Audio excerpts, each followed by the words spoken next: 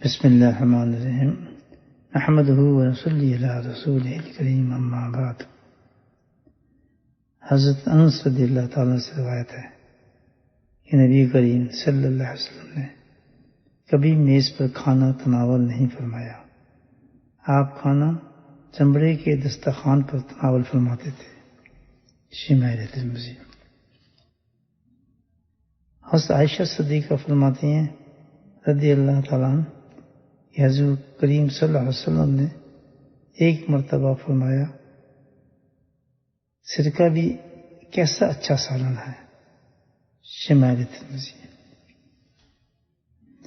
آپ صلی اللہ علیہ وسلم نے سرکہ میں برکت کی دعا فرمائی ہے اور یہ ارشاد فرمایا ہے کہ پہلے انبیاء کا بھی یہی سالن رہا ہے، اور یہ بھی فرمایا کہ جس گھر میں سرکہ ہو محتاج نہیں ہے، یعنی سالن کی احتیاج باقی نہیں رہتی۔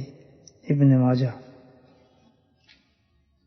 ابو اسید کہتے ہیں رضی اللہ تعالیٰ عنہ کہ حضور کریم صلی اللہ علیہ وسلم نے ارشاد فرمایا ہے کہ زیتون کا تیل کھانے میں بھی استعمال کرو اور مالش میں بھی، اس لیے کہ یہ ایک بابرکت درخت کا تیل ہے۔ شمائل ترمذی۔